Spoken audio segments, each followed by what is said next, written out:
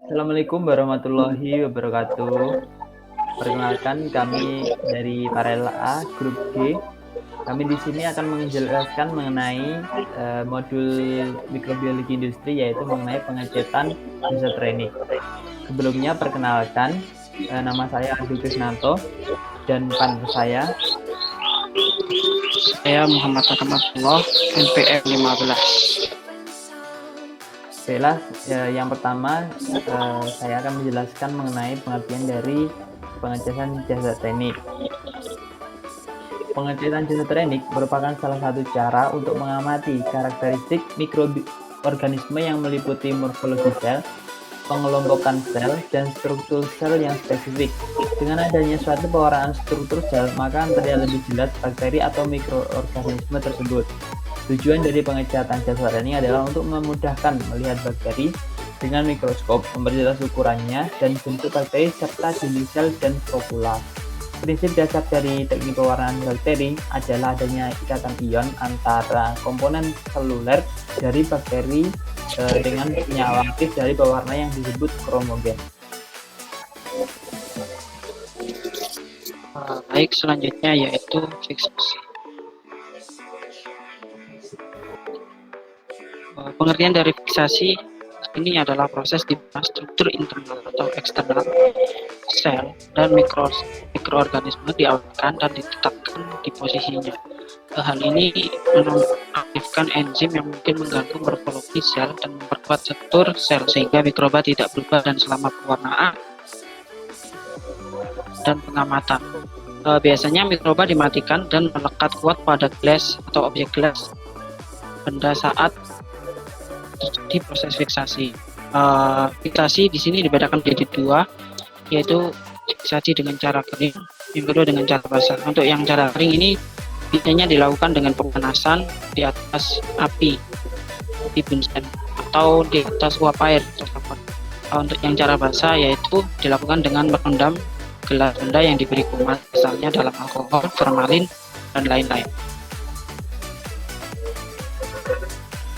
Selanjutnya yaitu adalah metode-metode pengecatan jasa teknik. Metode pengecatan jasa teknik ini secara umum dapat dibedakan menjadi dua, yaitu pengecatan sederhana dan pengecatan khusus. Untuk pengecatan pewarnaan sederhana adalah pewarnaan yang menggunakan pewarna tunggal. Pewarna sederhana bertujuan untuk memberikan kontras antara bakteri dengan latar belakang. Contoh dari satu warnanya adalah methylene blue, basic fusion, dan kristal violet. Lalu selanjutnya adalah pengecatan khusus. Pengecatan khusus ada beberapa macam, yaitu yang pertama ada pengecatan gram. Pengecatan gram ini bertujuan untuk mengidentifikasi bakteri dengan mudah. Pewarnaan gram untuk membedakan spesiesnya dibagi menjadi dua kelompok besar, yakni gram positif dan gram negatif, berdasarkan sifat kimia dan fisik dinding sel mereka. Bakteri gram negatif adalah bakteri yang tidak mempertahankan zat warna metil ungu pada metode pewarnaan gram. Bakteri gram positif akan mempertahankan zat warna metil ungu setelah dicuci dengan alkohol.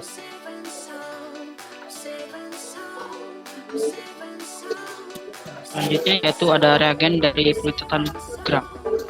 Untuk yang pertama yaitu reagen larutan garam atau initial stain. Larutan yang digunakan biasanya itu ya culture kristal violet. Di sini merupakan zat primer yang akan memberikan warna pada mikroba atau warna pertama, yaitu dengan warna ungu. Untuk yang kedua yaitu larutan gram B atau disebut dengan mordan. Untuk larutan yang digunakan yaitu lupus iodine. Larutan ini berwarna coklat, berfungsi untuk memfiksasi zat primer yang diserap mikroba target sehingga penglihatan warna oleh bakteri menjadi lebih baik. Yang ketiga yaitu larutan gram C. Larutan gram C ini biasa disebut dengan decoloriza. Larutan yang digunakan yaitu larutan alkohol asam. Larutannya tidak berwarna. Nah, di sini berfungsi untuk melunturkan zat sebelumnya. Akibat pemberian larutan gram C ini bisa terjadi dua kemungkinan. Pada larutan gram C ini bisa terjadi dua kemungkinan, yaitu terdapat gram positif dan gram negatif. Apabila luntur itu merupakan gram negatif. Sehingga nanti ditambahkan dengan larutan gram D ini berwarna merah untuk yang gram negatif. Yang gram positif itu tetap menjadi ungu meskipun ditambahi dengan safranin atau karboluxin. Untuk larutan gram D ini itu counter stain atau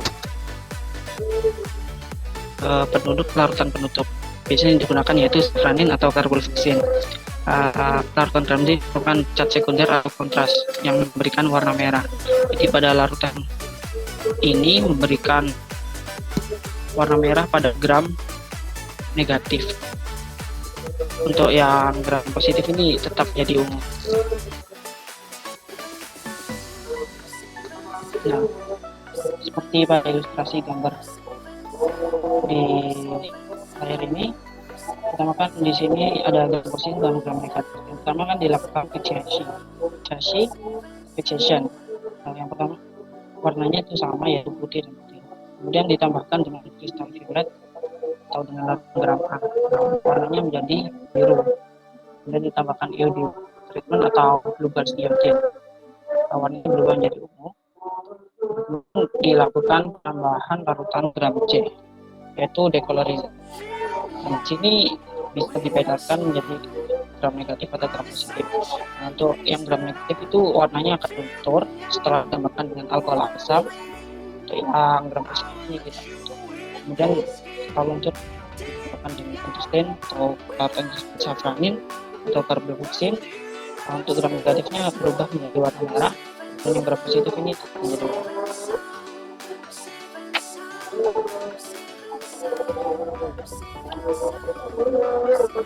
Kemudian ada peningkatan gel Nielsen. Untuk pewarnaan ini ditujukan terhadap bakteri yang mengandung lemak konsentrasi tinggi sehingga sukar menyentuh zat warna. Namun jika bakteri diberi zat warna khusus, misalnya karbon proses pemanasan, maka akan menyerap zat warna dan akan tahan jika tanpa mampu dibenturkan oleh kultur yang kuat seperti asam alkohol. Karena itu bakteri ini disebut bakteri tahan asam. Kepada pewarnaan bakteri asam menggunakan metode Nielsen, bakteri tahan asam akan berwarna merah karena menyerap pewarna karboluxin yang dipanaskan. Karena pada saat pemanasan, sel yang memiliki banyak lemak itu mengubah sehingga pewarna dapat diserap.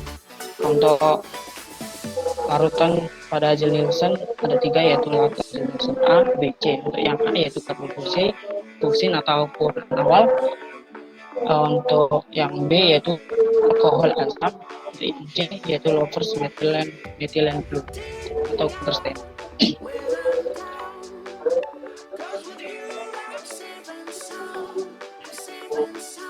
Untuk selanjutnya yaitu adalah yang ketiga adalah pengecatan negatif. Beberapa bakteri sulit diwarnai dengan zat warna basah, tapi mudah dilihat dengan pewarna negatif. Pewarna negatif dilakukan pada bakteri yang sukar dengan pewarna sederhana. Pewarnaan negatif bertujuan untuk memberi warna gelap pada latar belakangnya dan tidak memberi warna pada sel bakteri. Hal tersebut dapat terjadi karena pewarnaan negatif pewarna yang digunakan adalah pewarna asam dan memiliki komponen kromoforik yang bermuatan negatif yang juga dimiliki oleh sitoplasma bakteri. Larutan yang digunakan dalam pengecatan negatif ini seperti tinta Cina dan juga nigrosin. Selanjutnya yang keempat adalah pengecatan spora. Spora bakteri atau endospora tidak dapat dikenali dengan pewarnaan biasa. Spora kuman memiliki dinding sel yang tebal sehingga diperlukan pemanasan agar pori membesar sehingga zat warna fusion dapat masuk. Dengan pencucian, pori-pori kembali mengecil dan menyebabkan zat warna fusion tidak dapat dilepas walaupun dilunturkan dengan asam alkohol. Sedangkan pada bagian bakteri, warna fusion dilepas dan mengambil warna biru dari methylene blue.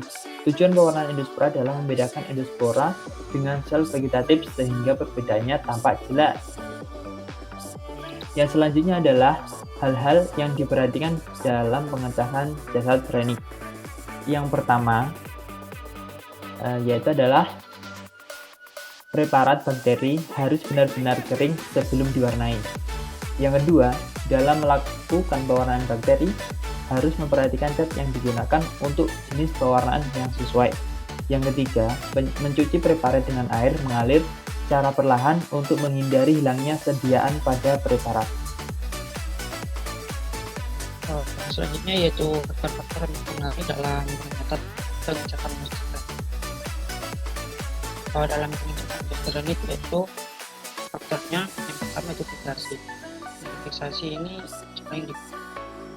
cara yang biasa digunakan yaitu secara fisik, itu dengan pemanasan, freeze dry.